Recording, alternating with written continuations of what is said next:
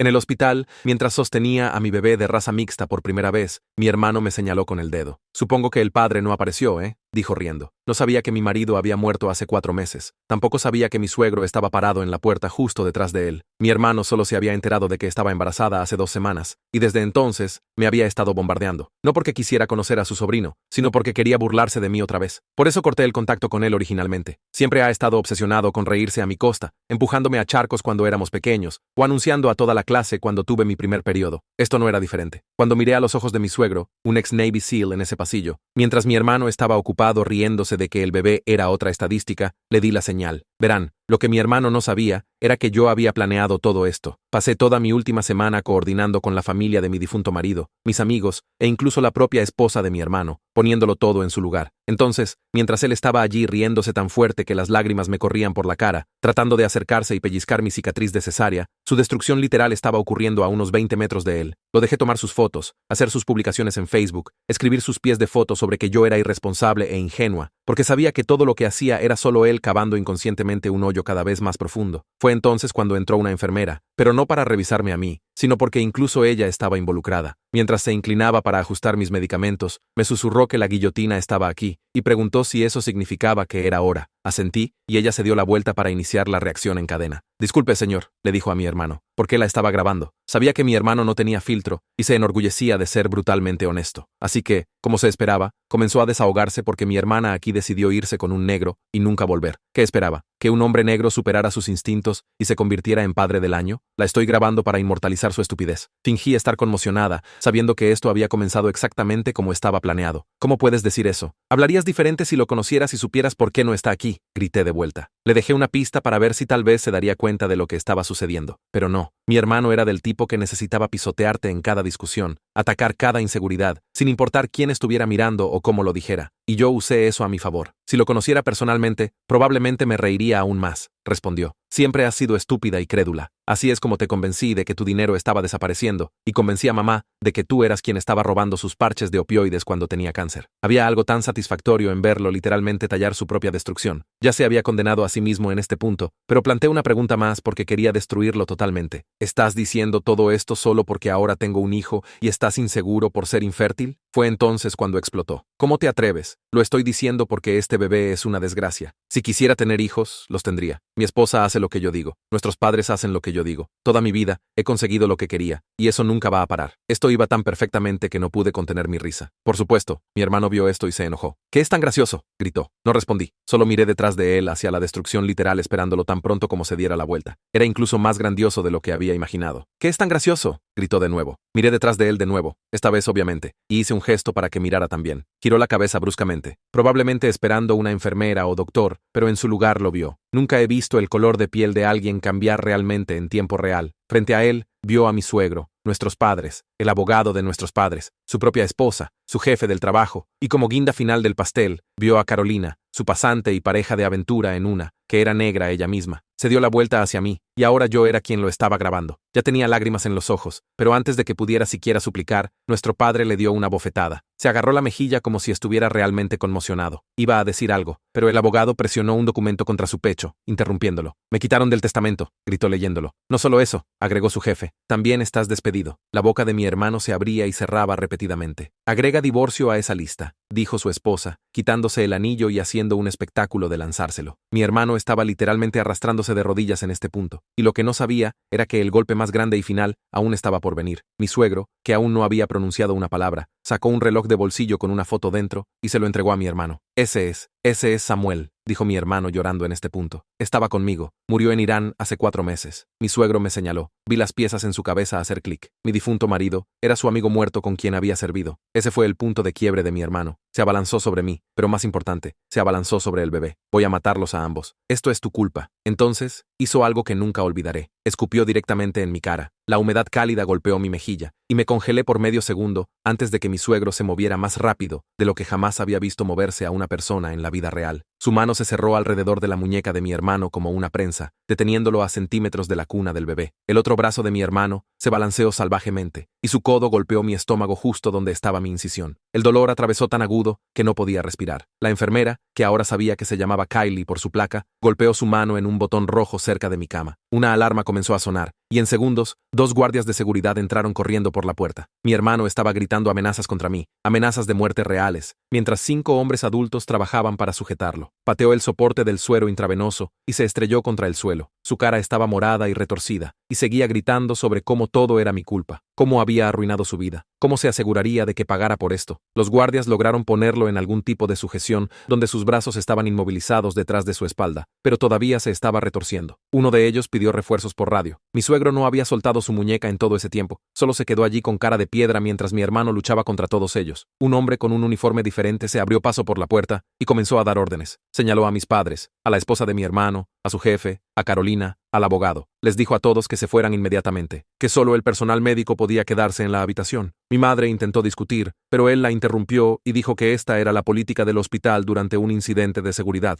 Arrastraron a mi hermano hacia la puerta y todavía estaba gritando, todavía haciendo amenazas. El hombre a cargo se volvió hacia Kylie y le dijo que llevara al bebé a la guardería para controles de seguridad. Mi corazón cayó a mi estómago. Se movió rápidamente, rodando la cuna hacia la puerta antes de que pudiera procesar lo que estaba sucediendo. Intenté sentarme, pero el dolor en mi incisión me hizo jadear y caer de vuelta contra las almohadas. Kylie me miró con esa expresión que era profesional y comprensiva al mismo tiempo. Articuló algo con los labios que parecía «estará bien» antes de desaparecer en el pasillo con mi hijo. La habitación se sintió enorme y vacía de repente. El hombre que había dado todas las órdenes volvió y se presentó como Cameron Banks, jefe de seguridad del hospital. Preguntó si estaba herida y asentí, presionando mi mano contra mi estómago, donde el codo de mi hermano había golpeado. Kylie ya estaba allí, moviendo suavemente mi mano y levantando mi bata para revisar el sitio de la incisión. Su cara se puso seria cuando miró. Le dijo a Cameron que necesitaba documentar todo y comenzó a tomar fotos con una cámara del hospital. Explicó que la política del hospital requería notificación policial para cualquier agresión física que ocurriera en las instalaciones. Apenas estaba escuchando porque todo en lo que podía pensar era en mi bebé estando en otro lugar, lejos de mí, con extraños. Cameron debe haber visto el pánico en mi cara porque se acercó y me dijo a través de la puerta que el personal de la guardería estaba manteniendo a mi hijo seguro y monitoreado. Dijo que solo estaban verificando para asegurarse de que mi hermano no lo hubiera lastimado durante el ataque. Kylie estaba presionando cuidadosamente alrededor de mi incisión y podía ver sangre filtrándose a través del vendaje. Dijo que algunos de los puntos se habían soltado y había sangrado aumentado. Necesitaba limpiar y volver a vendar. Sus manos eran suaves, pero todo dolía. Siguió hablando mientras trabajaba, tal vez para distraerme, explicando que la policía ya estaba en camino y que todo lo que mi hermano había hecho estaba documentado. Dijo que las cámaras de seguridad en el pasillo habían capturado todo. Cerré los ojos e intenté respirar a través del dolor. Cuando los abrí de nuevo, mi padre estaba parado en la puerta. Parecía 20 años más viejo de lo que había estado hace una hora. Sus hombros estaban caídos y su cara estaba gris. Mi madre apareció detrás de él, ya hablando, ya haciendo excusas. Dijo que mi hermano había estado bajo tanto estrés últimamente, con los problemas de infertilidad y los problemas en el trabajo. Dijo que no quiso realmente lastimar a nadie, que solo perdió el control por un momento. La ira que me atravesó fue tan fuerte que pensé que podría vomitar. Le dije que se fuera, solo esas 3 palabras. Vete ahora, sal. Mi padre me sorprendió tomando su brazo y girándola hacia el pasillo. No discutió ni trató de convencerme de escucharla. Simplemente la guió lejos, y la escuché protestando mientras caminaban por el pasillo. Kylie terminó con mi incisión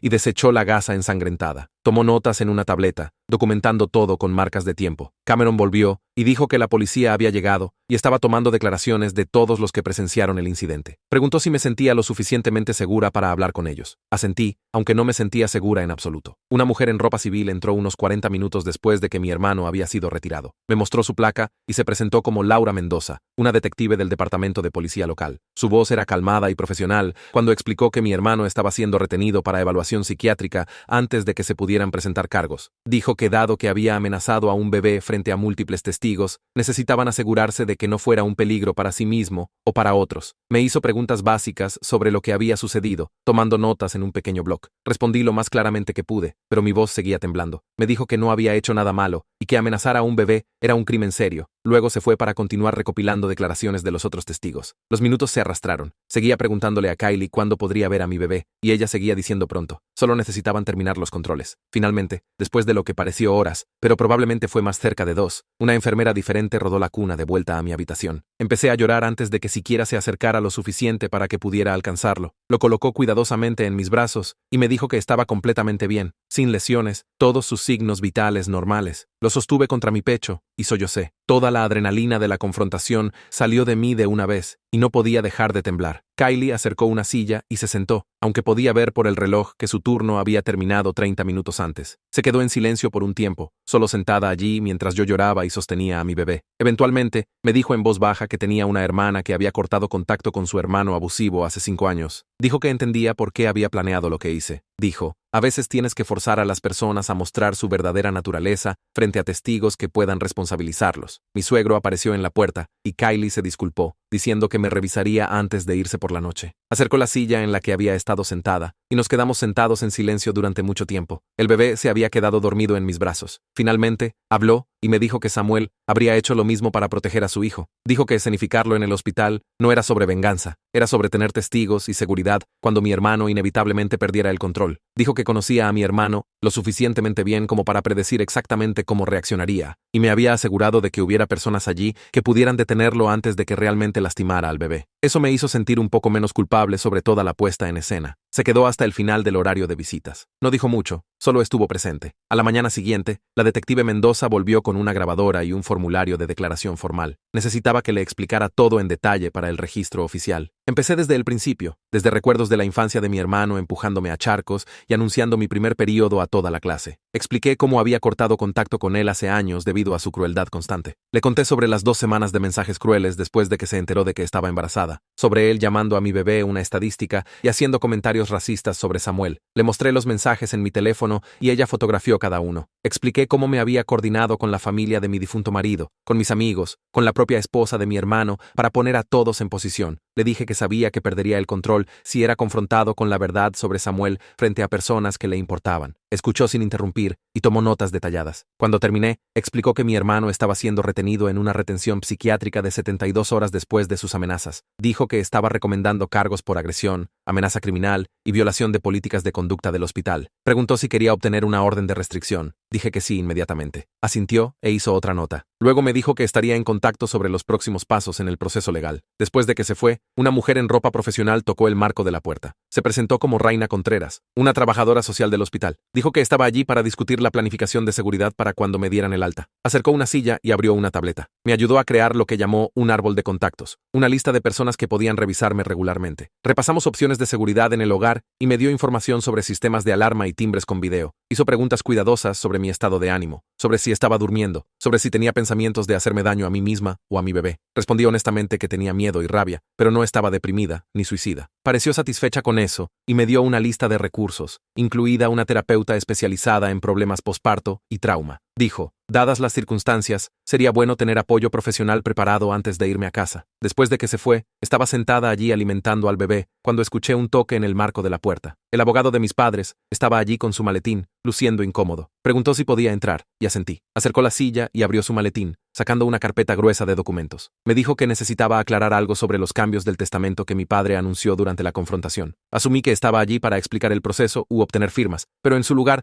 deslizó un documento sobre la mesa hacia mí. La fecha de presentación llamó mi atención inmediatamente. Hace 2 semanas, antes de que mi hermano siquiera viniera al hospital. Mi padre ya lo había eliminado del testamento después de que le mostré los mensajes de acoso sobre el bebé. La escena del hospital solo lo hizo público. El abogado explicó que mi padre quería que mi hermano lo supiera frente a testigos para que no pudiera haber reclamos de coerción o decisiones impulsivas más tarde. Todo había sido notariado y archivado correctamente antes de que ocurriera cualquier confrontación. Miré fijamente los documentos y sentí esta extraña mezcla de alivio y algo más que no podía nombrar. Mi padre me había creído y protegido antes de que siquiera se lo pidiera. El abogado dejó los documentos conmigo y dijo que llamara si tenía preguntas. Mi teléfono comenzó a vibrar antes de que siquiera saliera de la habitación. Miré la pantalla y vi el nombre de mi madre. Rechacé la llamada. Llamó de nuevo y de nuevo. Cuando terminé de alimentar al bebé y lo acomodé en la cuna, había llamado 17 veces. Finalmente contesté en la 18ª llamada, porque sabía que no pararía. Ya estaba llorando antes de que dijera hola. Preguntó cómo podía hacerle esto a la familia, cómo podía destrozar a todos así, cómo se suponía que debía elegir entre sus hijos. Le dije que no tenía que elegir, que mi hermano hizo sus elecciones cuando pasó una vida atormentándome, y luego intentó lastimar a mi recién nacido. Siguió llorando y diciendo que estaba siendo demasiado dura, que él estaba bajo estrés, que necesitaba ayuda, no castigo. Sentí mi mandíbula apretarse cuando dijo que merecía una oportunidad más. Le pregunté cuántas oportunidades recibió después de empujarme a charcos, anunciar mi período a toda mi clase, robarme, incriminarme por robar la medicación para el cáncer de mamá, y ahora amenazar con matar a mi bebé. Se quedó en silencio por un segundo, y luego dijo que todo eso era pasado, y que necesitaba perdonar. Le dije que necesitaba espacio para recuperarme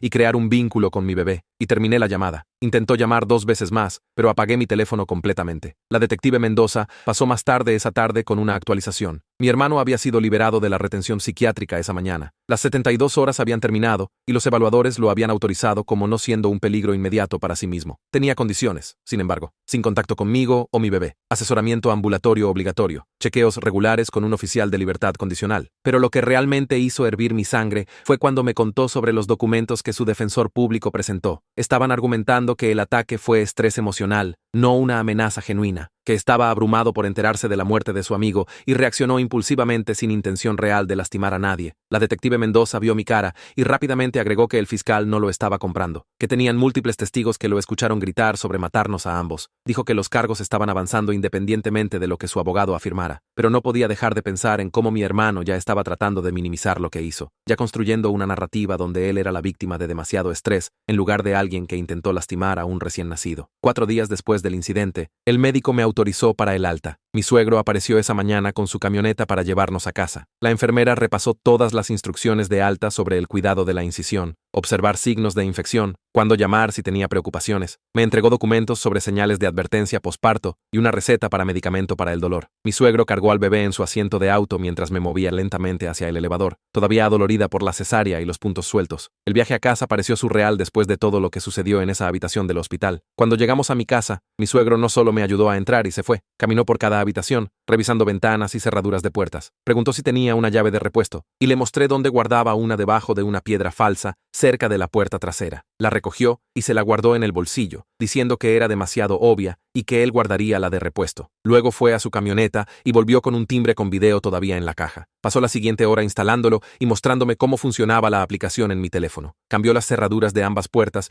mientras yo estaba sentada en el sofá alimentando al bebé. No pidió permiso, solo lo hizo, y me entregó las llaves nuevas. Cuando terminó, programó su número en mi teléfono como contacto de emergencia y me hizo prometer que lo llamaría si algo se sentía mal o inseguro. 2 días después de llegar a casa, llegó un sobre grueso por mensajero. Era de la antigua empresa de mi hermano, enviado a través de su departamento legal. La carta explicaba que su despido fue por violar políticas de ética de la empresa, específicamente conducta racista hacia colegas y una relación laboral inapropiada con alguien que supervisaba. La carta mencionaba que se había presentado una queja de recursos humanos 3 meses antes sobre su comportamiento. Estaban investigando cuando ocurrió el incidente del hospital y eso solo aceleró su decisión de despedir por causa justificada. Leerlo se sintió como ver piezas de rompecabezas encajar. Mi hermano no solo se había destruido a sí mismo en esa habitación del hospital, había estado construyendo hacia la destrucción durante meses, y el hospital fue solo donde todo colapsó de una vez. Esa misma tarde, revisé mi correo electrónico y encontré un mensaje de Carolina. El asunto decía solo, declaración para tus registros, y casi no lo abrí, pero lo hice. Había escrito un relato detallado del comportamiento de mi hermano en el trabajo durante el último año, comentarios racistas sobre otros colegas, chistes inapropiados, la forma en que la trataba diferente después de que comenzó su aventura. Adjuntó grabaciones de audio de algunos de los comentarios, momentos en los que no sabía que estaba grabando durante reuniones. Su correo electrónico terminaba diciendo que estaba dispuesta a proporcionar todo a la policía si era necesario, pero no quería involucrarse personalmente más allá de la documentación escrita. Dijo que tenía su propia sanación que hacer y no quería ser arrastrada a procedimientos legales si podía evitarlo. Lo entendí completamente. Ya había perdido su pasantía por el comportamiento de mi hermano. Reenvié el correo electrónico a la detective Mendoza con una nota explicando el contexto. A la mañana siguiente, la esposa de mi hermano me envió un mensaje por primera vez desde el hospital. Preguntó si podía enviarle copias del material de seguridad y declaraciones de testigos de ese día. Estaba presentando el divorcio y necesitaba documentación de su comportamiento. No tenía el material yo misma, pero reenvié su mensaje a la detective Mendoza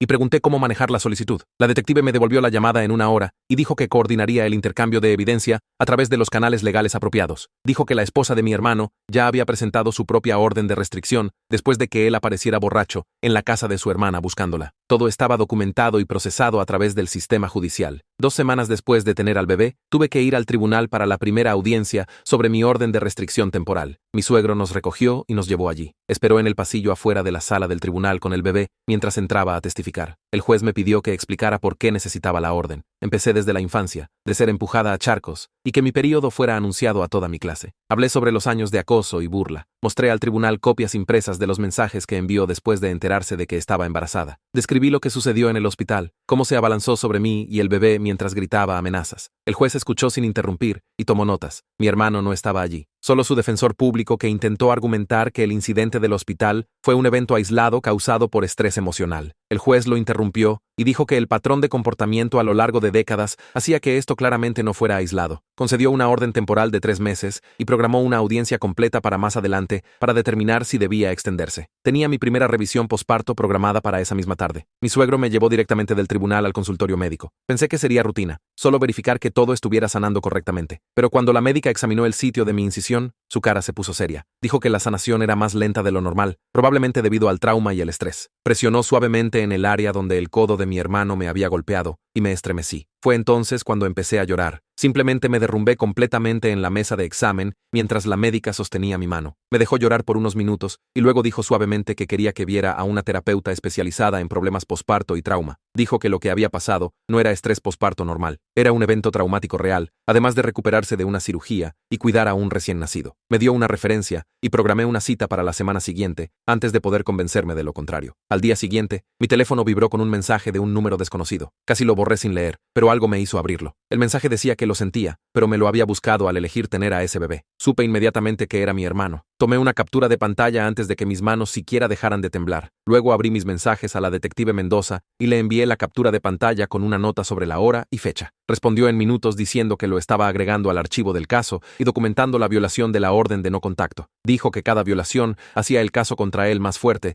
y me pidió que siguiera documentando cualquier otra cosa que sucediera. Guardé su respuesta y luego bloqueé el número desconocido, sabiendo que probablemente solo conseguiría otro. 2 días después, Cameron llamó mientras estaba alimentando al bebé a las 3 de la mañana. Me dijo que el hospital había terminado su revisión de todo lo que sucedió. Kylie recibió algo de orientación sobre mantener límites profesionales porque ayudó con mi plan, pero no la castigaron ya que presionó el botón de emergencia en el segundo en que mi hermano fue tras el bebé. Le agradecí por avisarme y guardé su número en caso de que alguna vez necesitara referenciar los hallazgos del hospital para asuntos judiciales. A la tarde siguiente, mi padre apareció en mi puerta solo. Casi no lo dejé entrar, pero se quedó en el porche luciendo más viejo de lo que jamás lo había visto y preguntó si podíamos hablar. Abrí la puerta y se sentó en mi mesa de cocina mientras mantenía al bebé en mis brazos. Se disculpó por no protegerme de mi hermano cuando éramos niños. Dijo que siempre pensó que eran solo cosas normales entre hermanos hasta que vio a mi hermano intentar lastimar a su nieto. Me dijo que se quedaba casado con mi madre, pero estableciendo límites separados, lo que sea que eso significara. Luego sacó algunos documentos y explicó que había establecido un fideicomiso para el bebé que mi hermano nunca podría tocar o acceder. La cuenta ya estaba financiada y tenía a mi padre listado como fideicomisario hasta que el bebé cumpliera 18 años. No sabía qué decir, así que solo asentí y se fue después de preguntar si podía visitar de nuevo alguna vez. 3 días después de eso, alguien tocó mi puerta alrededor de las 10 de la mañana. Revisé el timbre con video que mi suegro había instalado y vi a una mujer en ropa de negocios sosteniendo un portapapeles. Se presentó como una trabajadora de servicios de protección infantil haciendo una visita domiciliaria debido al informe del incidente del hospital. Mi estómago cayó, pero Raina me había advertido que esto podría suceder, así que había mantenido toda mi documentación organizada en una carpeta junto a la puerta. La dejé entrar y le mostré la guardería, el refrigerador abastecido, los suministros médicos para el cuidado de mi incisión y todos los registros de alimentación y sueño del bebé que había mantenido. Caminó por cada habitación, tomó notas, preguntó sobre mi sistema de apoyo y si me sentía segura en casa. Le mostré la orden de restricción, el sistema de seguridad y le di la información de contacto de la detective Mendoza. Pasó tal vez 40 minutos en total en mi casa antes de decirme que estaba cerrando el caso. Me dejó con un paquete de recursos comunitarios para nuevas madres y dijo que estaba haciendo todo bien. Lloré después de que se fue, no de alivio, sino de rabia por tener que probar que era una buena madre porque mi hermano nos atacó. Esa misma semana, recibí una llamada de un número desconocido que resultó ser alguien del Departamento de Recursos Humanos de la empresa de mi hermano. Explicó que habían terminado de investigar y descubrieron que había creado un ambiente de trabajo hostil a través de comentarios racistas sobre múltiples compañeros de trabajo. También confirmaron que tenía una relación inapropiada con Carolina mientras ella era su pasante y él era su supervisor directo. El despido fue decidido por causa justificada, lo que significaba que perdió su paquete de indemnización y no podía solicitar beneficios de desempleo. Preguntó si necesitaba copias de sus hallazgos para cualquier procedimiento legal, y dije que sí, así que me envió un informe redactado ese mismo día. La detective Mendoza llamó 2 días después, sonando más seria de lo normal. Me dijo que un oficial de patrulla vio a mi hermano conduciendo lentamente por una calle a 2 cuadras de mi casa. No violó técnicamente la orden de restricción, ya que se mantuvo fuera de la distancia restringida, pero quería que lo supiera. Dijo que estaba aumentando la frecuencia de patrullaje en mi vecindario y me dijo que mantuviera mis cámaras de seguridad funcionando todo el tiempo. También sugirió que variara mi rutina y siempre revisara mi entorno al salir de casa. sentí mis manos comenzar a temblar mientras hablaba, y tuve que poner al bebé en su cuna para no dejarlo caer. Mi primera cita de terapia fue el martes siguiente. Mi suegro cuidó al bebé en la sala de espera,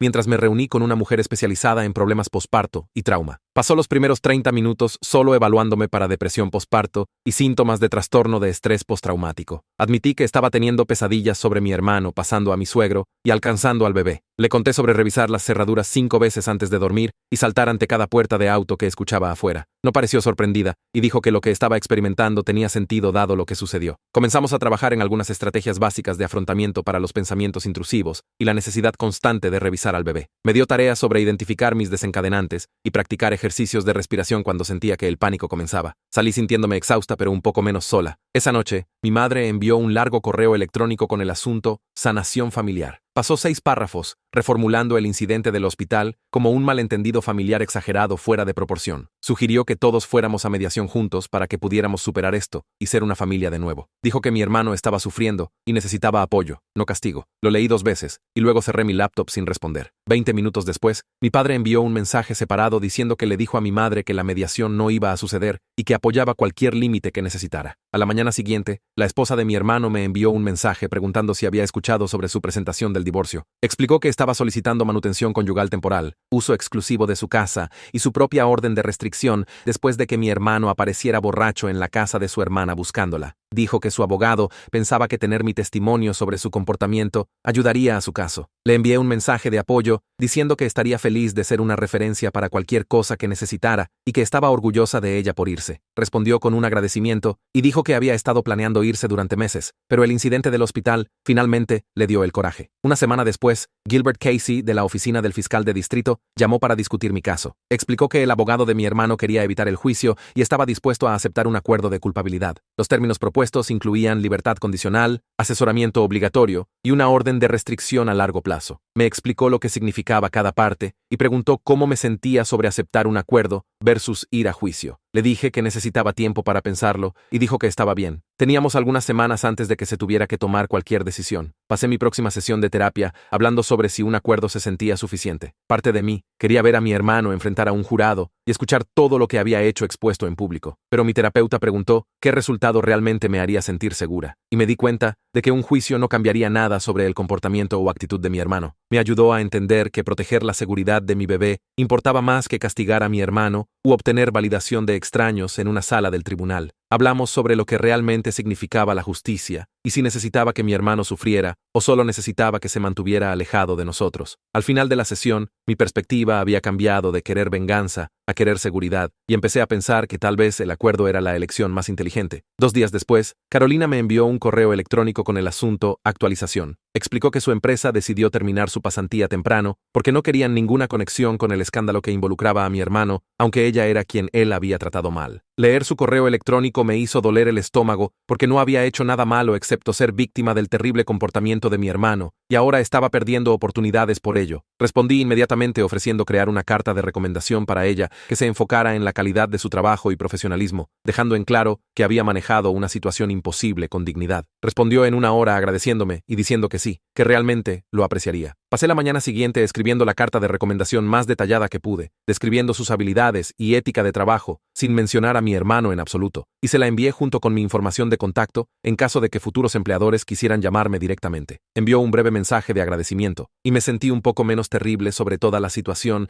sabiendo que al menos había intentado ayudar a reparar parte del daño que mi hermano causó. 6 semanas después de tener al bebé, tuve que ir al tribunal para la audiencia completa de la orden de restricción. Mi suegro cuidó al bebé en el pasillo porque no quería traerlo a la sala del tribunal, y me senté en una mesa con una defensora de víctimas que explicó lo que sucedería durante la audiencia. Cuando trajeron a mi hermano, se sentó al otro lado de la habitación en otra mesa con su defensor público, y todo el tiempo que el juez estuvo hablando, mi hermano solo me miraba fijamente con esa mirada que me ponía la piel de gallina. El juez me pidió que describiera lo que sucedió en el hospital, así que pasé por todo el incidente comenzando desde cuando mi hermano apareció y terminando con él abalanzándose sobre mí y el bebé. El abogado de mi hermano intentó argumentar que el ataque fue solo una reacción emocional y no una amenaza real, pero luego el fiscal sacó el mensaje que mi hermano envió violando la orden temporal, más el incidente donde apareció borracho en la casa de la hermana de su esposa buscándola. El juez escuchó todo, miró a mi hermano con claro disgusto y emitió una orden de protección de 3 años con términos que decían que mi hermano tenía que mantenerse al menos 500 metros lejos de mí, mi casa, mi lugar de trabajo y cualquier lugar donde supiera que estaría. La cara de mi hermano se puso roja cuando el juez leyó los términos, pero no dijo nada, solo siguió mirándome fijamente como si quisiera lastimarme aún más. 3 días después de la audiencia, estaba en casa alimentando al bebé cuando alguien tocó mi puerta principal. Miré por la mirilla y vi a mi madre parada allí con una bolsa de regalo en sus manos. No abrí la puerta, solo me quedé allí viéndola tocar de nuevo y llamar mi nombre. Empezó a llorar después del tercer toque, hablando a través de la puerta sobre cómo estaba manteniendo a su nieto lejos de ella y cómo solo quería conocerlo y ser parte de su vida. Destraqué la puerta pero mantuve la cadena, abriéndola solo lo suficiente para hablar con ella. Le dije que hizo su elección cuando defendió a mi hermano después de que intentó lastimar a su nieto. Y esa elección significaba que no podía tener una relación con ninguno de nosotros ahora. Lloró más fuerte y dijo que estaba siendo cruel e injusta, que mi hermano estaba sufriendo y necesitaba a su familia. Le recordé que mi hermano amenazó con matarnos frente a todos y que su respuesta fue hacer excusas por él en lugar de protegernos. Intentó empujar la bolsa de regalo por la apertura en la puerta, pero la cerré completamente y la traqué. Luego me quedé allí escuchándola llorar en mi umbral por otros 5 minutos, antes de que finalmente se fuera. Mi próxima sesión de terapia fue 2 días después, y pasé la mayor parte hablando sobre mi madre apareciendo. Mi terapeuta preguntó cómo me sentía por no dejarla entrar, y admití que parte de mí se sentía culpable. Pero otra parte de mí se sentía aliviada de que había realmente mantenido mi límite. Luego dije algo que había estado pensando durante semanas, pero no quería decir en voz alta. Le dije a mi terapeuta que parte de mí había disfrutado planear la destrucción de mi hermano en el hospital, verlo darse cuenta de lo que estaba sucediendo, ver todo desmoronarse para él. Dije que tenía miedo de que disfrutarlo me hiciera tan cruel como él, que tal vez no era mejor que él. Mi terapeuta se quedó en silencio por 1 minuto. Luego me pidió que pensara en la diferencia entre lo que mi hermano me hizo toda mi vida versus lo que hice en el hospital. Señaló que mi hermano me tuvo como objetivo por entretenimiento, que pasó años encontrando formas de lastimarme y avergonzarme porque pensaba que era divertido. Lo que hice fue montar una situación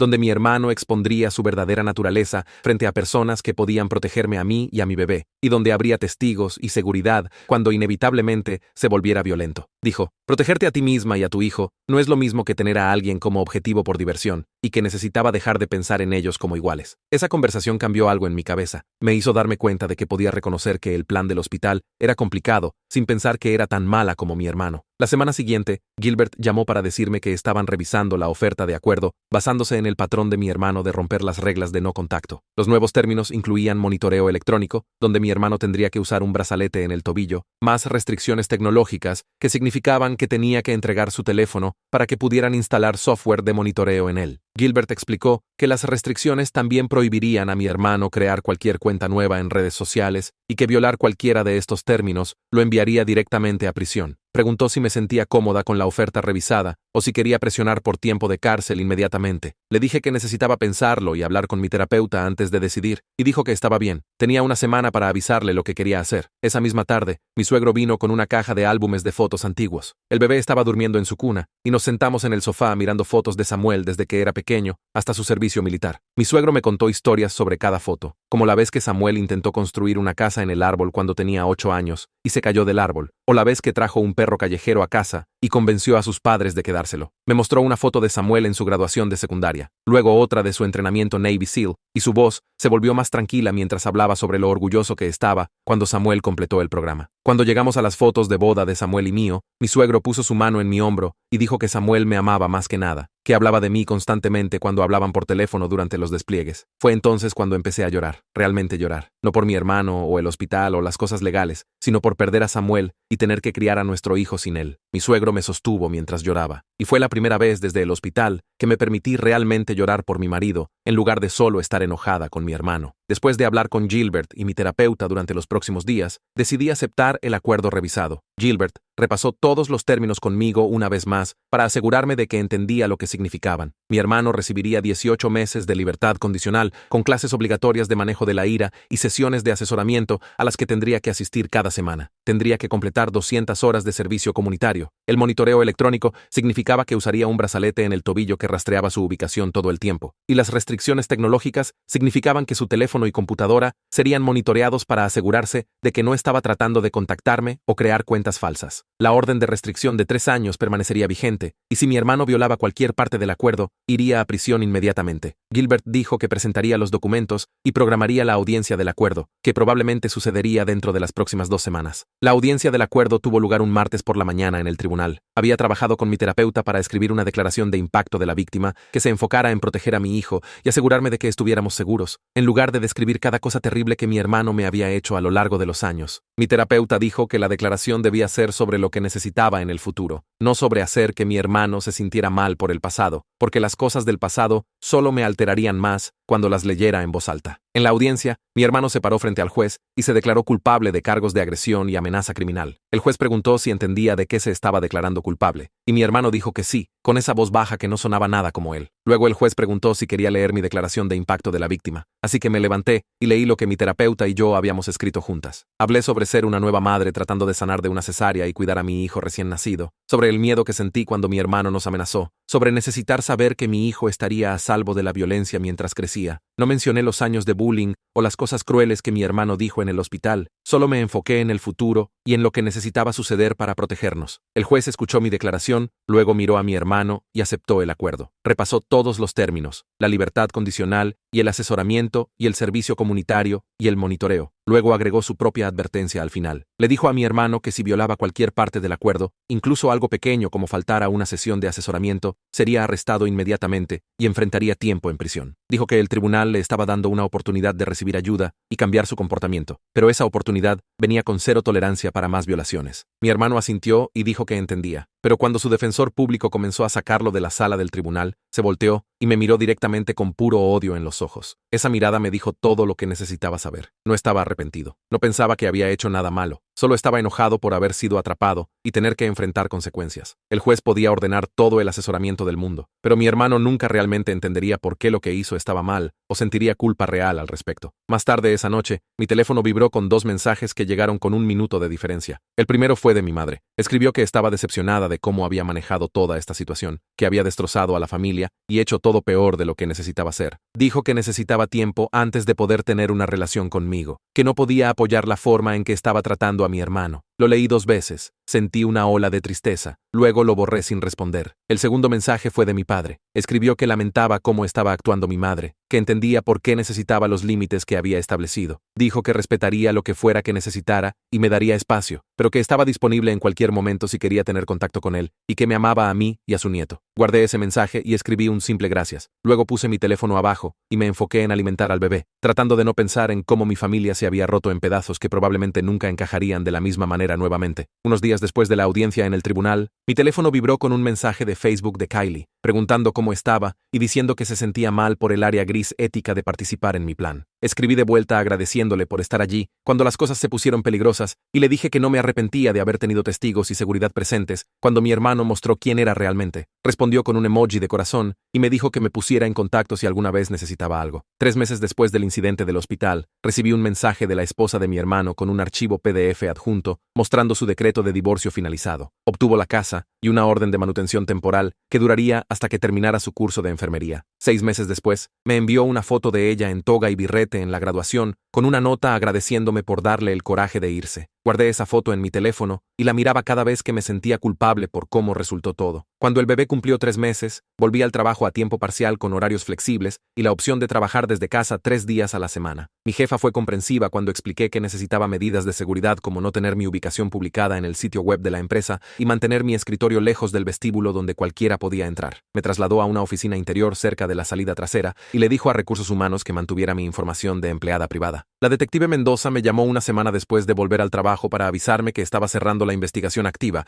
pero el archivo del caso permanecería abierto para monitorear el cumplimiento de la libertad condicional de mi hermano. Me dio su número de celular directo y me dijo que llamara inmediatamente si él hacía cualquier contacto o si lo veía cerca de mi casa o trabajo. Programé su número en mi lista de favoritos y lo probé una vez para asegurarme de que funcionaba. 2 semanas después, Gilbert llamó para decirme que mi hermano fue citado por una violación de libertad condicional después de que su software de monitoreo mostrara que creó una cuenta falsa en redes sociales bajo un nombre diferente. Su oficial de libertad condicional recomendó monitoreo extendido en lugar de tiempo en prisión, lo que me enojó. Pero Gilbert explicó que los jueces rara vez revocan la libertad condicional en primeras violaciones. Pregunté si esto significaba que mi hermano enfrentaría cualquier consecuencia real, y Gilbert dijo que la violación sería documentada y usada contra él si hubiera problemas futuros. Unos días después de esa llamada, le envié un mensaje a mi padre y pregunté si quería encontrarse en un parque a mitad de camino entre nuestras casas para que pudiera pasar tiempo con el bebé. Apareció 15 minutos temprano con un cochecito nuevo que había comprado y nos sentamos en un banco mientras mi hijo dormía entre nosotros. Mi padre no hizo excusas por mi madre o mi hermano, solo dijo que sabía que había fallado en protegerme mientras crecía y preguntó qué necesitaba de él para sentirme segura teniéndolo en la vida de su nieto. Le dije que necesitaba que respetara mis límites sobre mi madre y mi hermano, nunca presionara para reconciliarse o perdonar, y se fuera inmediatamente si alguna vez se lo pedía. Acordó todo, y preguntó si podía visitar una vez a la semana. Durante una de mis sesiones de terapia por ese tiempo, tuve una revelación cuando admití que había estado usando la rabia hacia mi hermano para evitar lidiar con el dolor de perder a Samuel. Mi terapeuta me ayudó a ver que estar consumida por la situación legal y el drama familiar me permitía enfocarme en algo que podía controlar en lugar de llorar adecuadamente por mi marido. Comenzamos a trabajar en ejercicios para ayudarme a procesar el duelo sin sentir que estaba deshonrando la memoria de Samuel al seguir adelante con mi vida. En el cuarto cumpleaños del bebé, llegó una tarjeta por correo de mi madre con un cheque por 500 euros y una nota diciendo que estaba tratando de entender mi perspectiva. No cambié el cheque, pero le envié un mensaje agradeciéndole por la tarjeta, lo que se sintió como un pequeño paso sin renunciar a mis límites. Esa misma semana, recibí un mensaje del LinkedIn de Carolina diciendo que había sido contratada en una empresa mejor con un aumento salarial significativo, y agradeciéndome por la carta de recomendación que escribí meses atrás. Dijo que enfrentar a mi hermano y su comportamiento fue aterrador, pero la ayudó a reconocer su propio valor y exigir mejor trato en su carrera. Estaba contenta de que algo bueno saliera de todo el desastre para ella. El sábado siguiente, mi suegro vino con una bolsa llena de equipo de seguridad y pasó todo el día instalando cámaras que cubrían todas las entradas y sensores de movimiento en el patio. No hablamos específicamente sobre mi hermano, solo trabajamos juntos en las medidas prácticas de seguridad, mientras me contaba historias sobre la infancia de Samuel y su relación. Me mostró cómo revisar las grabaciones de las cámaras en mi teléfono y configuró alertas para cualquier movimiento detectado después del anochecer. Cuando se fue esa noche, me sentí más segura en mi casa de lo que me había sentido desde el incidente del hospital. La semana siguiente, Raina llamó para recordarme sobre el grupo de apoyo que había mencionado, y realmente fui. La reunión tuvo lugar en un sótano de iglesia con sillas plegables dispuestas en círculo, y había unas 12 otras mujeres allí con bebés o niños pequeños. Me senté en la parte trasera sosteniendo a mi hijo, mientras una mujer llamada Jennifer hablaba sobre cómo sus padres la habían repudiado cuando quedó embarazada a los 19. Otra mujer compartió sobre su hermana, que se negaba a conocer a su hija por alguna vieja pelea familiar. Cuando fue mi turno, lo mantuve simple y solo dije, mi hermano me atacó en el hospital y ahora no hablamos. Y 3 mujeres diferentes asintieron como si entendieran exactamente lo que quería decir. Después de la reunión, 2 de ellas vinieron y me dieron sus números de teléfono, diciendo que también tenían familiares con los que habían cortado contacto y ayudaba a hablar con personas que entendían. Una de ellas me contó que su estrategia para manejar las festividades era planearlas temprano con amigos en lugar de esperar invitaciones familiares que nunca llegarían, lo que en realidad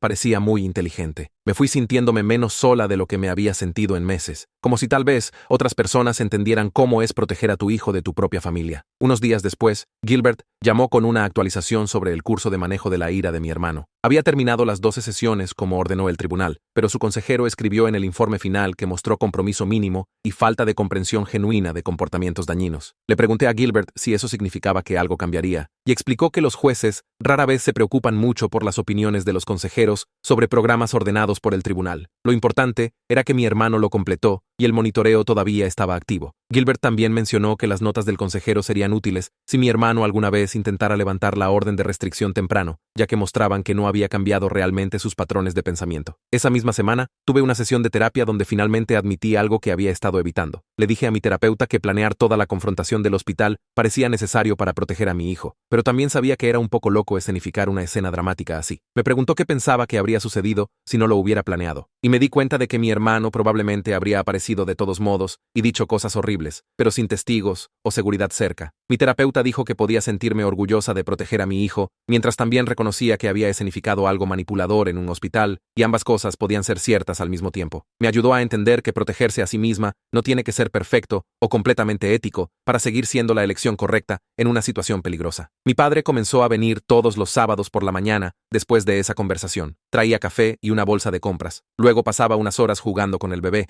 o arreglando pequeñas cosas en mi casa que no había atendido. Reemplazó una bisagra rota del gabinete, apretó el grifo bamboleante del baño e instaló mejores cerraduras en las ventanas de mi dormitorio sin que siquiera se lo pidiera. Lo que más aprecié fue que nunca mencionó a mi madre ni sugirió que debería darle otra oportunidad a mi hermano. Cuando necesitaba hablar, escuchaba, y cuando necesitaba silencio, simplemente se enfocaba en su nieto o en el proyecto en el que estaba trabajando. Respetaba cuando le pedía que se fuera porque estaba cansada o abrumada, y nunca me hizo sentir culpable por establecer límites con él. Una tarde, mientras él estaba allí, un patrullero se detuvo afuera y un oficial tocó mi puerta. Mi estómago cayó pensando que había pasado algo, pero el oficial solo quería avisarme que habían visto a mi hermano conduciendo lentamente por mi calle la noche anterior. Explicó que habían detenido a mi hermano para un control de bienestar y no estaba técnicamente violando la orden de restricción, ya que nunca se detuvo ni se bajó del auto. El oficial agregó el incidente al archivo de monitoreo de todos modos y le dijo a mi hermano que parecía comportamiento de acoso, lo que podría meterlo en problemas reales si volvía a suceder. Agradecí al oficial e inmediatamente llamé a Gilbert para reportarlo, aunque técnicamente no había ocurrido nada ilegal. 2 semanas después, hubo una audiencia sobre extender el monitoreo electrónico de mi hermano. Su abogado argumentó que 6 meses más eran excesivos, ya que había completado su manejo de la ira y no había violado directamente ninguna orden. Pero el fiscal sacó la conducción lenta pasando mi calle y la cuenta falsa en redes sociales que había creado, mostrando al juez un patrón de comportamientos que probaban límites. El juez estuvo de acuerdo y extendió el monitoreo por otros 6 meses, diciendo que mi hermano claramente no estaba tomando las restricciones lo suficientemente en serio. No asistí a la audiencia porque Gilbert dijo que no necesitaba estar allí, pero me llamó justo después para contarme el resultado. Ese fin de semana,